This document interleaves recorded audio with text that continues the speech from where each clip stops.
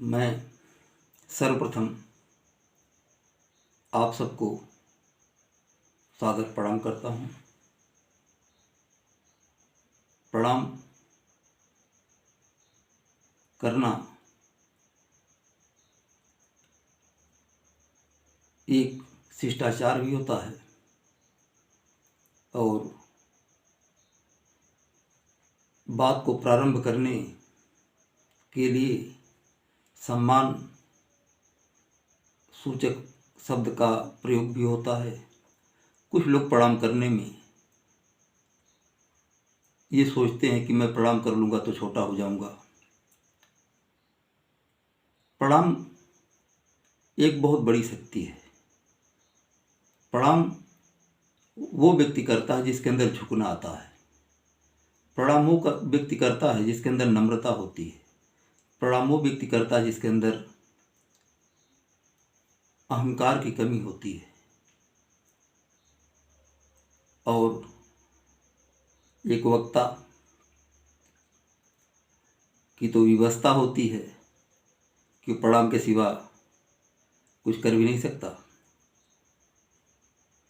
प्रणाम वो इस नाते करता है ताकि सम्मान देगा तो सम्मान पाएगा, क्योंकि यह प्रकृति का नियम है कि आप जो चाहते हैं वो तो आपको देना पड़ता पहले।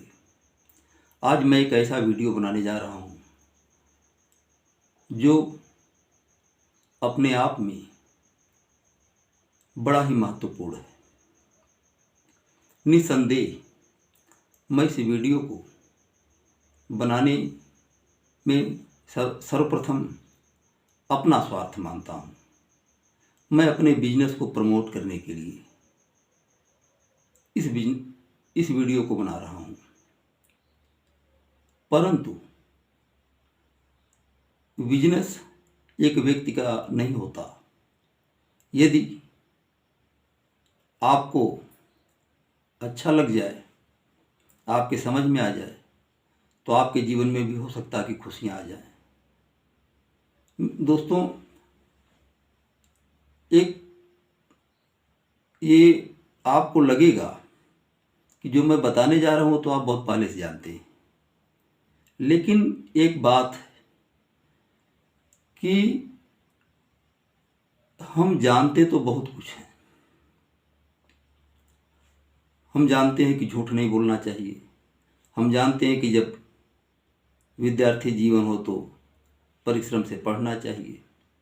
हम जानते हैं कि दूसरों को सम्मान देना चाहिए। हम जानते हैं कि अपने कर्तव्य का पालन करना चाहिए। हम जानते हैं कि जब हम युवा हो चुके हों तो हमारा प्रथम कर्तव्य अर्थोपार्जन होता है, परंतु जानने के बाद भी हम नहीं कर पाते, इस नाते कि हम तब तक कोई कार्य प्रारंभ नहीं करते जब तक कि उस कार्य के लिए हमें कहीं से प्रेरणा ना मिल जाए। प्रेरणा का अपना बहुत बड़ा महत्व होता है। ऐसा कहा जाता है कि मारने वाले से ज़्यादा दोषी ललकारने वाला होता है। वही बात अच्छी चीज़ों में होती है। अच्छा कार्य करने वाला व्यक्ति उतना ही महान होता है, और अच्छा कार्य करने वाला व्यक्ति जितना महान होता है उतना ही महान उसको प्रेरित करने वाला व्यक्ति भी होता है। प्रेरणा में बड़ी दम होती है। तो मैं अधिक उधर ना जा करके मैं सीधे अपनी बात पर आ रहा हूँ। मानव जीवन का मुख्य उद्देश्य 4 पुरुषार्थ अर्थ, धर्म, काम और मोक्ष होता है। कुछ लोग कहते हैं कि रुपया हाथ का मैल है। कुछ लोग कहते हैं रुपया ठीकरा है। दोस्तों, मैं कहता हूं कि वो या तो झूठे हैं और या तो मूर्ख हैं, क्योंकि रुपया ठीकरा नहीं है। रुपया पावर है। रुपया आपके पुरुषार्थ का प्रतिफल है, आपकी योग्यता का प्रमाण है। रुपया कायरों को, निठल्लों को नहीं प्राप्त होता। रुपया पाने के लिए अर्थ तो उपार्जन करने के लिए पसीना बहाना पड़ता है, श्रम करना पड़ता है, और यदि हम उसका अपमान करेंगे जो पावरफुल है, तो जाहिर सी बात है कि हम उसके लाभ से वंचित हो जाएंगे। इस नाते यदि हमें लाभ उसका पाना है तो उस चीज़ का सम्मान देना होगा। इस नाते मैं सर्वप्रथम आप लोगों से एक निवेदन करना चाहता हूँ कि धन को, रुपए को साक्षात लक्ष्मी मान करके, एक महाशक्ति मान करके उनका सम्मान करना सीखिए। क्योंकि जब तक हम सम्मान नहीं करेंगे तब तक हमारा आकर्षण नहीं होगा और तब तक उस वस्तु की हमें प्राप्ति नहीं होगी। दोस्तों, रुपए पाने की कुछ विधियां, पद्धतियां हैं। या तो हम सरकारी सर्विस कर लें, या प्राइवेट जॉब करें, या बिजनेस करें, या कोई किसी सामान की कंपनी लगा करके उस सामान को मार्केट में सेल करें। सेल तो हमें करना होगा, चाहे अपना स्किल सेल करें, या टाइम सेल करें, या लेबर सेल करें, या प्रोडक्ट सेल करें। यदि हमें इकोनॉमिक गेन करना है तो सेल तो हमें करना होगा। दोस्तों, इसमें लोग गवर्नमेंट जॉब की तरफ जाना इस नाते पसंद करते हैं, वहाँ पर सिक्योरिटी होती है, वहाँ पर पेमेंट निश्चित है, हम निश्चित काम करेंगे, निश्चित इनकम आ जाएगी। वहाँ पे रिस्क नहीं है, चैलेंज नहीं है कि इस महीने में 25,000 मिला तो अगले महीने में 50, तो फिर अगले महीने में 15, ये संभावनाएं नहीं होती। वहाँ पर फिक्स होता है कि इतना मिलना है तो मिलना है। इस नाते सुरक्षित जीवन जीने के लिए, सुरक्षित इनकम पाने के लिए लोग गवर्नमेंट जॉब की तरफ जाते हैं। परंतु मैं गवर्नमेंट जॉब का ना तो विरोध कर रहा हूँ, ना तो उसका प्रशंसक हूँ। मैं इस बात पर जोर देना चाहता हूँ कि हमारी जो कंडीशंस हो, हमें उसी के अनुसार निर्णय लेना चाहिए, उसी को अपने जीवन के उत्थान के लिए यूज कर लेना चाहिए, प्रयोग कर लेना चाहिए। जैसे मान लीजिए कि यदि हमें एक मीटिंग भोजन नहीं मिला तो हम ईश्वर को ध्यान में रख करके उसको उपवास मान लें तो हमारा व्रत हो गया। और यदि एक मीटिंग भोजन नहीं मिला, उसी को हम इतना ज़्यादा सीरियस ले लिए, हमें तो एक मीटिंग का भोजन नहीं मिला, तो हम कहीं न कहीं दुखी होंगे। और यदि उसी को व्रत मान लिए तो साधना हो गया। यदि गवर्नमेंट जॉब मिल गया तो अच्छा, बहुत बढ़िया है, परंतु नहीं मिला तो इसका मतलब ये तो नहीं कि जीवन व्यर्थ हो गया। इसका मतलब ये तो नहीं कि आपके जीवन का विकास रुक गया। पता ही चले कि 40 साल तक, 45 साल तक, 50 साल तक आप गवर्नमेंट जॉब के ही चक्कर में लगे रहे। नहीं मिला तो ये ना आप सोचिए कि मेरा जीवन व्यर्थ हो गया। मैं तमाम गवर्नमेंट जॉब करने वालों को ये सुनते हुए देखा हूँ कि काश मैं ये ना किया होता और बिजनेस की दुनिया में गया होता, वहाँ एक छोटे से कार्य को प्रारंभ किया होता तो मैं आज बुलंदियों पर होता। बिजनेस करने वाले कहते हुए पाए जाते हैं काश गवर्नमेंट जॉब मिल गई होती तो आज जीवन हमारा सिक्योर होता। दोस्तों, सिक्योरिटी, सुरक्षा क्या है कि इनकम हर महीने आए, हमारे न रहने के बाद भी हमारे परिवार वाले अनाथ न हो जाएं। इसके लिए लोग अनेक रास्ते अपनाते हैं। कोई इंश्योरेंस का सहारा लेता है, कोई गवर्नमेंट जॉब के लिए प्रयास करता है, कुछ लोग अपना धंधा बिजनेस खड़ा करते हैं, कुछ लोग पैसा बैंक में जमा करके फिक्स करके रखते हैं। आज मैं एक ऐसा विकल्प देने जा रहा हूँ कि आपको लगेगा कि ये तो मैं पहले से जानता हूँ, लेकिन यदि आप गंभीरता से इस पर गौर कर लिए तो ये आपके जीवन का एक बहुत बड़ा निर्णय होगा। एमएलएम में, डायरेक्ट सेलिंग में लोग इस नाते जाते हैं कि हम नहीं रहेंगे तो हमारी आने वाली पीढ़ियां भी इसका लाभ लेंगी। ऐसे ही लोग तमाम काम करते हैं कि जब तक मैं रहूँगा तो मैं इसका लाभ तो लूँगा, मैं ना रहूँगा तो मेरा परिवार इसका लाभ ले। एक ऐसा ही बिजनेस है रियल इस्टेट, जमीन। हमारा मुख्य व्यवसाय लखनऊ में ज़मीन का कारोबार है और यह वीडियो बनाने का उद्देश्य यही रहा कि मैं आज इस पर प्रकाश डालूं कि लखनऊ में ज़मीन लेने का लाभ क्या है, इससे क्या क्या हो सकता है। इससे हमारा भी लाभ होगा और आपका भी लाभ होगा।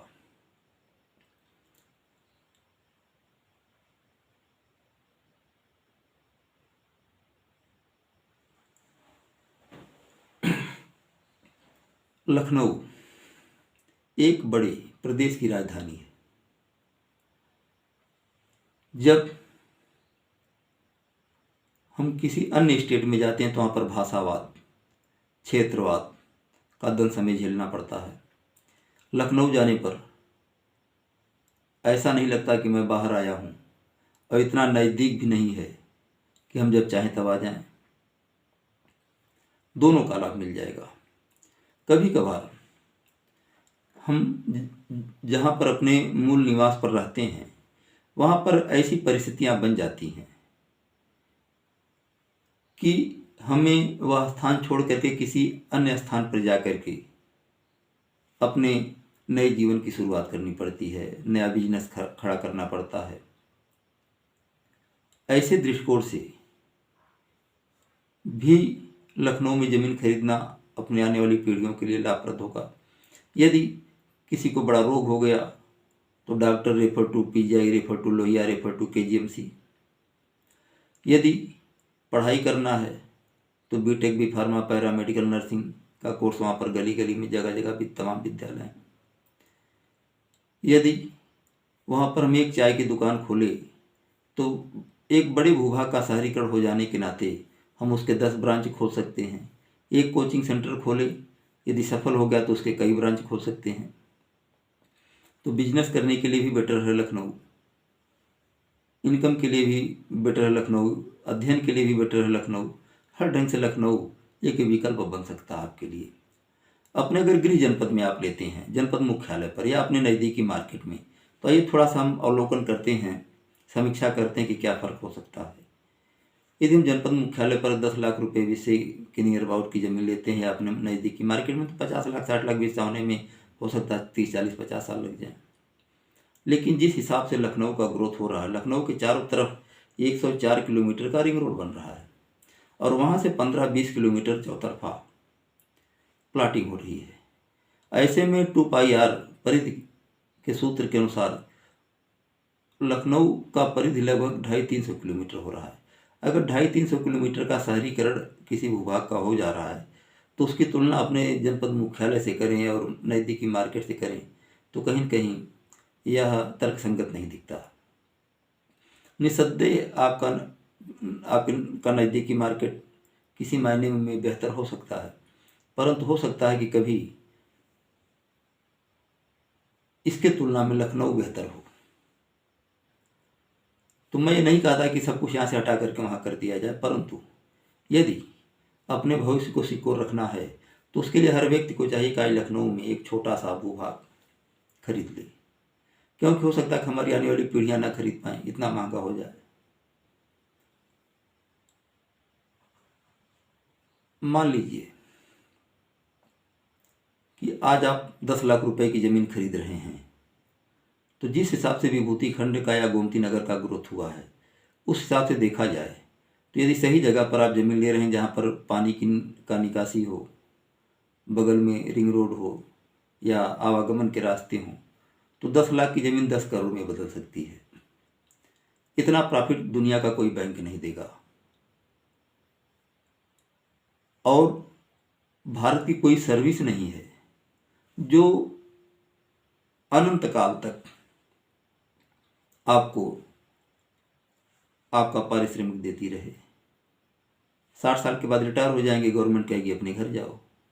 लेकिन अगर 5 या 10 कमरा हम बना दिए और 5,000 रुपये का भाड़ा मिल रहा है, तो ये जब तक हम जीवित हैं 50,000 रुपया मिल रहा है, तो हम नहीं रहेंगे तो हमारा परिवार 55,000 60,000 पाएगा, 45,000 नहीं पाएगा।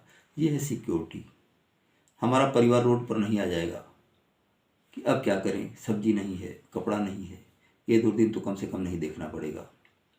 और वो पीढ़ी दर पीढ़ी, हमारे आने वाली पीढ़ियाँ उसका उपभोग करती रहेंगी तब तक, जब तक कि फिर हमारे परिवार में कोई वीर सपूत न पैदा हो जाए स्याही गिराने वाला, या उसकी मजबूरियाँ ना हों। ये पीढ़ी दर पीढ़ी की सुरक्षा है।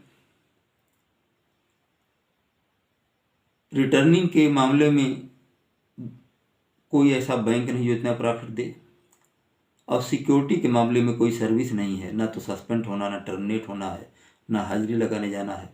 एक बार यदि आप कुछ कमरे बना दिए तो अपने ही जीवन काल में नहीं बल्कि आने वाली पीढ़ियों के जीवन काल में भी उसका प्रतिफल मिलता रहेगा।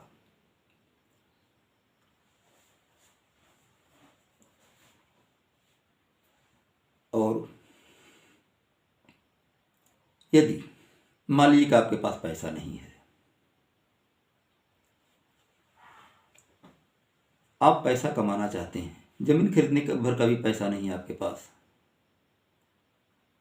तो मैं आपके सामने एक विकल्प प्रस्तुत कर रहा हूँ। यदि आप हमारे साथ मिल करके सेलिंग के काम में हमारा सहयोग करते हैं तो आपको एक उचित पारिश्रमिक मिलता रहेगा। दोस्तों, लोग कहते हैं, सोचते हैं, कहते हैं कि कमीशन का काम, एजेंट का काम। दोस्तों, मैं दावे के साथ कह सकता हूँ, एक सर्विसमैन काम करने में चोरी कर सकता है, काम चोरी कर सकता है, क्योंकि उसे मालूम है कि हमारी सैलरी निश्चित है। लेकिन एक एजेंट इतना ईमानदार होता है कि वो कहता है कि मैं पहले काम करूँगा तब पैसा लूँगा। वो आपको सर्विस प्रोवाइड करा रहा है, वो आपकी गारंटी ले रहा है, वो आपको सुविधाएं दिलवा रहा है, वो आपको करोड़ों में का लाभ दिलवा रहा है। बदले में यदि उसका कुछ चंद लाभ हो जाए तो इसको कमीशन नहीं कहते, इसको दलाली नहीं कहते। यदि वो काम आपका कर रहा तो खाने कहाँ जाएगा? कोई भी व्यक्ति एक बार 2 बार किसी काम को बिना फायदे के भले कर दे, लेकिन यदि एक ही काम को बार बार उसको करना हो तो अपनी जीविका भी उसी में से चलानी होती है। तो ये व्यवस्था होती है कि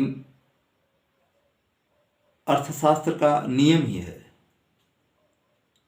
कि यदि आपको कोई काम बराबर करना है तो अपना खर्च, अपनी जीविका भी उसी से चलाना होगा, अन्यथा आप नहीं कर सकते। और डिमांड और सप्लाई के अनुसार वस्तु की कीमत डिमांड और सप्लाई पर निर्भर होती है। डिमांड रियल एस्टेट का बढ़ता जाएगा, सप्लाई तो निश्चित है, प्रकृति की बनाई हुई चीज़ है। जितने भी बड़े लोग हैं, चाहे नेता हों, अभिनेता हों, उद्योगपति हों, सारे लोग रियल एस्टेट का काम करते हैं। और दुर्भाग्य कि हम एक बार जिस ज़मीन को खरीद लिए, उसको बेचने में यह लगता है कि हम कितना बड़ा पाप करने जा रहे हैं। दोस्तों, यह शरीर ही नश्वर है, तो आप यदि रियल एस्टेट को, ज़मीन को भी यदि एक बिजनेस मान लेंगे तो आपकी रुचि उसमें बढ़ जाएगी, और आपकी रुचि बढ़ जाएगी तो यह एक सिक्योर बिजनेस है, इसमें घाटा हो ही नहीं सकता। ऐसा नहीं कि आज 1 कुंतल आलू है तो उसमें से सड़ करके 50 किलो हो जाएगा। आज 20 फीट चौड़ी ज़मीन है तो सिकुड़ करके 18 फीट हो जाएगी। आज उसका रेट 10 लाख रुपया हिस्सा है तो कल को 8 लाख हो जाएगा। ऐसी सारी संभावनाएं समाप्त हो जाती हैं। जब भी होगा तो ग्रोथ होगा। तो दोस्तों मैं ये चाह रहा हूँ, यदि आप कोई काम करने लायक नहीं है, आपके पास इतना टैलेंट नहीं है कि आप डॉक्टर इंजीनियर बन सकें, आपके पास इतना पैसा नहीं कि आप कोई कंपनी लगा सकें, आपके पास सारे अवसर बंद हैं, तो आप हमारे साथ आइए। मैं आपको सिखाऊंगा कि कैसे इस बिजनेस को करना है। और आप यदि सीखने के लिए आएंगे तो निस्संदेह हमारी गारंटी है कि आपको सफल होने से कोई रोक नहीं सकता। क्योंकि यदि आप, एक सूत्र है कि हमें अधिक कमाई करना है तो सीखना पड़ेगा। लर्निंग एक ऐसी चीज़ है कि व्यक्ति अंतिम समय तक सीखता रहता है, और जितना अधिक कोई सीखेगा किसी भी सेक्टर में, उतना ही आगे वो बढ़ेगा। बिना सीखे हम पैदल चल नहीं सकते। एक बच्चा छोटा सा होता है, चलना होता तो सीखना पड़ता है, साइकिल चलाना होता सीखना पड़ता है, बाइक चलाना होता सीखना पड़ता है, बोलना होता सीखना पड़ता है। बिना सीखे तो दुनिया का हम कोई काम नहीं कर सकते। कुछ लोग कहते हैं मैं सब कुछ जानता हूँ, और कर कुछ नहीं पाते, इस नाते कि वही दूर दूर से जानते हैं कि हाँ मैं भी जानता हूँ, हाँ मैं भी जानता हूँ, हाँ मैं भी जानता हूँ। यदि आप किसी से सीधे कह देंगे चलिए भैया लखनऊ में ज़मीन ले लीजिए, कोई क्यों लेगा भाई? उसके दिमाग में सबसे पहले आ जाएगा कि आप अपने लाभ के लिए कह रहे हैं। आपको पता ही नहीं कि वहाँ लेने का लाभ क्या है, किस लोकेशन की ज़मीन का ग्रोथ क्या है, क्यों लेना चाहिए, कहाँ बढ़िया है, किस मामले में आपकी ज़मीन औरों से बेहतर है। आपके पास जानकारी कुछ नहीं, आप सीधे कह दिए चलिए ले लिए, तो उसके दिमाग में तो सबसे पहले आ जाएगा कि आप अपने लाभ के लिए कह रहे हैं। इसकी गलती मत करिए। यदि आप रियल एस्टेट सेक्टर में आना चाहते हैं तो हम किसी के साथ लग जाइए, किसी को अपना गुरु मान लीजिए, किसी को अपना आदर्श मान लीजिए, जो सफल हो या जो कर रहा हो आपसे बेहतर काम, उसके साथ रह करके कुछ दिन सीखने का प्रयास करिए। क्योंकि यह दुनिया का सबसे बड़ा सेक्टर है, और सेलिंग इतनी आसान सी चीज़ नहीं है कि जो चाहे वही कर ले। इसके लिए MBA का कोर्स कराया जाता है, 4-4 साल लोग पढ़ाई पढ़ते हैं फिर भी नहीं कर पाते, और आप एक ही झटके में सोचते हैं कि लाइए मैं करना सीख जाऊं। कहाँ से हो सकता है? आप सीधे कह देंगे भैया वो लखनऊ में ज़मीन मिल रही, चलिए ले लीजिए, वो हमारे मित्र हैं उनकी है, मैं देखा हूँ, इसे कोई क्यों लेगा भाई? आपके कहने से कोई क्यों ले लेगा? सबसे पहले उसके दिमाग में बात आएगी कि आप अपने हित के लिए उसे कह रहे हैं कि आपको भी उसमें से 10-5 हज़ार मिलने वाला है।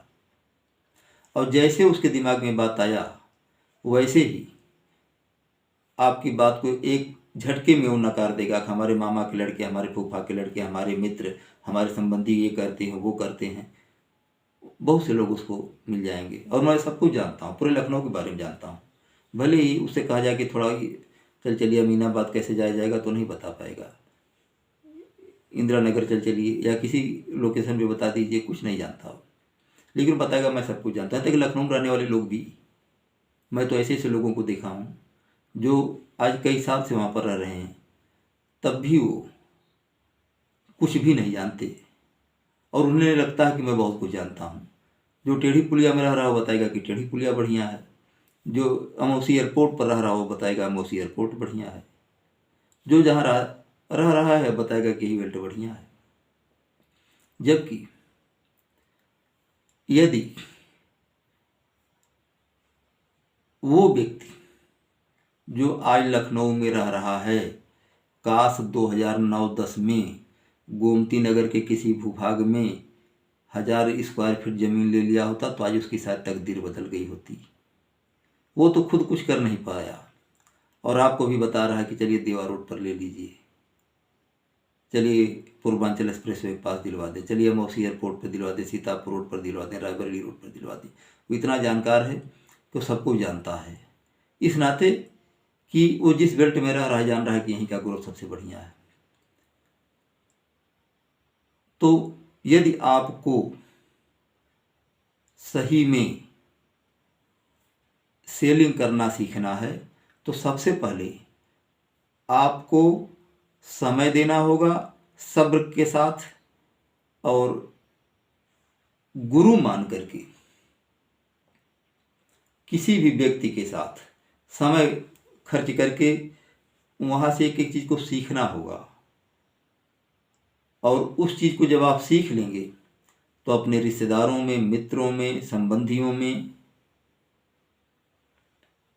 छोड़िए, आप गैरों को भी प्लाट सेल कर देंगे। क्योंकि कोई भी व्यक्ति आपके फायदे के लिए प्लाट नहीं खरीदेगा। वो प्लाट तब खरीदेगा जब उसे अपना फायदा दिखेगा। वो इस नाते थोड़ा प्लाट ले लेगा कि आपको 20,000 कमीशन मिल जाए। वो प्लाट इसलिए लेगा कि उसका 10 लाख 10 करोड़ में बदलने वाला है, और आप प्रूव भी नहीं कर पाए। पता चला कि उसी का कोई रिश्तेदार 2012 में लिया 4 लाख की ज़मीन, आज उसकी कीमत 8 लाख है।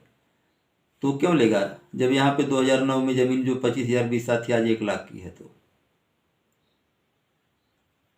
इस नाते पूरी जानकारी जब तक नहीं आपके पास होगी तब तक ना तो आप अपना भला कर सकते हैं, न आप अपने कस्टमर का भला कर सकते हैं। Little knowledge is a dangerous things. इस नाते सबसे पहले आप सीखें कि कहाँ का सामान आपको सेल करना है, आपके कस्टमर का हित कहाँ की ज़मीन में है, आपके कस्टमर का ग्रोथ कहाँ अधिक होगा। अपना कमीशन एक बार मत देखिए, क्योंकि कर भला तो हो भला। यदि आप किसी का भला करेंगे तो आपका भला अपने आप होगा, लेकिन यदि दूसरे का नुकसान करके आप अपना भला करना चाहेंगे तो आपका भला कभी नहीं हो सकता। क्षणिक लाभ हो सकता है लेकिन भला नहीं होगा, उसका खामियाजा आपको ब्याज से ही चुकाना होगा। यदि जीवन में सफल बनना है तो निस्वार्थ भाव से लोगों का लाभ करना सीख जाइए। ये मानिए, ये सोचिए कि उसके जगह पर अगर मैं होता तो मैं क्यों लेता, और लेता तो कहाँ लेता, और कितना ग्रोथ होता तो ज़्यादा बेटर होता।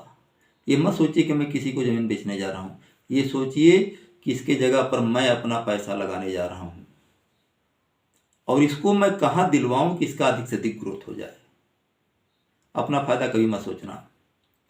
10 रुपया कम मिले आपको कोई बात नहीं, लेकिन कस्टमर का फ़ायदा अगर होगा तो वही आपका प्रचारक होगा, वही आपका सपोर्टर होगा, वही आपके बिजनेस का पिलर होगा।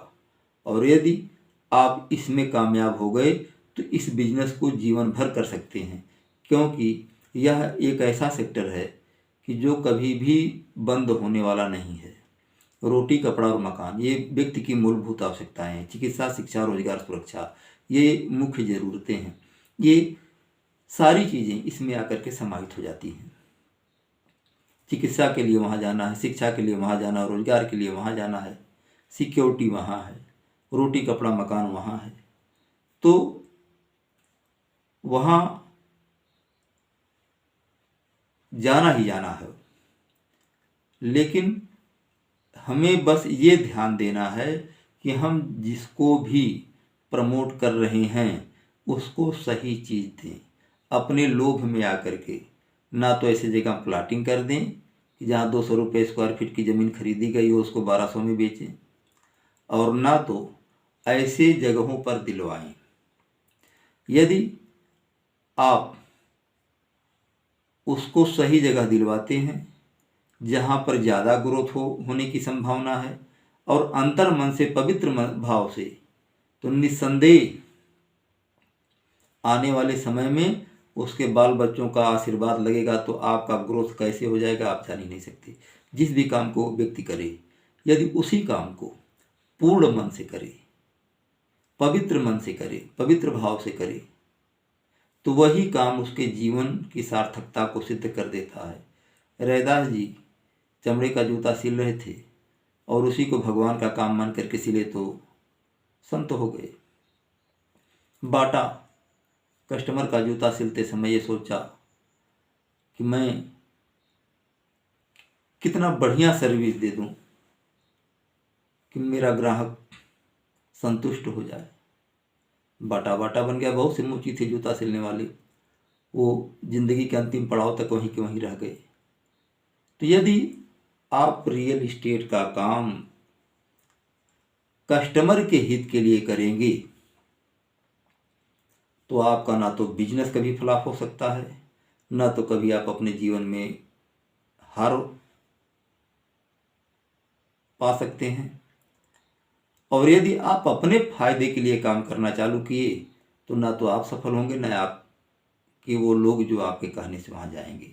इस नाते आप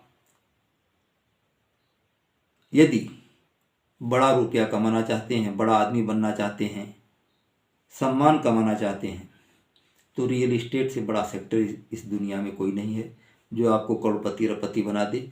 रियल इस्टेट से बड़ा सेक्टर हम जैसे मूर्खों के लिए नहीं है कि जो महीने में 2-4 लाख आना चालू हो जाए। अगर 10 कमरा बनवाए, 10,000 भाड़ा आया तो 1 लाख रुपया महीना आना प्रारंभ हो जाएगा, वो भी हमेशा के लिए। हम लोगों के पास उतना टैलेंट नहीं है कि हम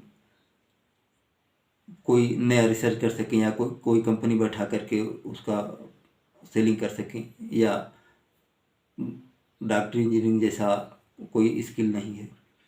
तो ये अनपढ़ से अनपढ़, गंवार से गंवार व्यक्ति भी सिर्फ जिसके अंदर ईमानदारी हो, नैतिकता हो, वो कर सकता है। और हर सफलता कीमत मांगती है। संघर्ष तो हर जगह करना पड़ता है, यहाँ भी करना होगा। 10 लोगों के यहाँ जाएंगे, एक विजिट करने के लिए तैयार होगा, वो भी पता न लेगा कि नहीं लेगा। समस्याएं तो आएंगी आएंगी, लेकिन यदि आप उसके फायदे के लिए काम वास्तव में करना प्रारंभ कर दिए तो वह दिन दूर नहीं होगा जब साल 2 साल 4 साल में आप बुलंदी पर होंगे, आपका सम्मान होगा समाज में, आपकी पहचान होगी और लोग कहेंगे कि अच्छा व्यक्ति है। आपको यहाँ से पैसा भी मिलेगा, सम्मान भी मिलेगा, सुरक्षा भी मिलेगा और आने वाली पीढ़ियों के लिए एक सुंदर भविष्य भी। इसी के साथ मैं अपनी वाणी को विराम देता हूँ, क्योंकि वीडियो काफ़ी लंबा होता जा रहा है। और मैं इतना लंबा वीडियो इस नाते इसको जाने दिया क्योंकि जानते तो आप सब कुछ हैं, परंतु प्रेरणा का काम यदि हमारा ये वीडियो कर जाए और आप वहाँ पर इन्वेस्ट कर दिए, ज़मीन खरीद लिए, या हमारे साथ बिजनेस में कंधे से कंधा मिला करके सेलिंग कराना चालू कर दिए, लोगों को खरीदवाना चालू कर दिए, तो हो सकता है कि आपके जीवन में भी अगर एक दिन की भी मुस्कान आ जाए तो मैं अपना यह वीडियो बनाना सार्थक समझूंगा। और यदि आने वाली पीढ़ियां खुशहाल हो जाएं तो मैं मानूंगा कि मैंने भगवान का काम किया है, परमात्मा का काम किया है, क्योंकि किसी को खुशियां देना ही तो इस जीवन का उद्देश्य है। यदि हमारे किसी कर्म से किसी के आने वाली पीढ़ियां सुरक्षित हो जाएं, किसी के घर में हर महीने सब्जी जाने लगे, किसी के घर में दवाइयाँ जाने लगे, किसी को कपड़ा मिलने लगे, तो ये बहुत बड़ी बात है। एक सर्विस जब किसी के घर में आती है तो लोग कितनी खुशियाँ होती हैं उसके रिश्तेदारों मित्रों में। और यहाँ तो हर व्यक्ति का अपना जीवन ही नहीं, उसकी आने वाली पीढ़ियाँ भी सिक्योर होने जा रही हैं। इस नाते आप जिनसे भी आपका मधुर संबंध हो या ऐसा लगता है कि आपका काम मान सकता है, उसको ज़रूर प्रेरित एक बार कीजिएगा कि आज वो दौर है जब लखनऊ मिनी मुंबई बनने जा रहा है, तो थोड़ा सा इन्वेस्ट प्रयोग के तौर पर कर दें। हो सकता है कि उनका आज का निर्णय कल के लिए एक खुशहालीपूर्ण रिजल्ट साबित हो। मैं इसी के साथ अपनी वाणी को विराम देता हूँ।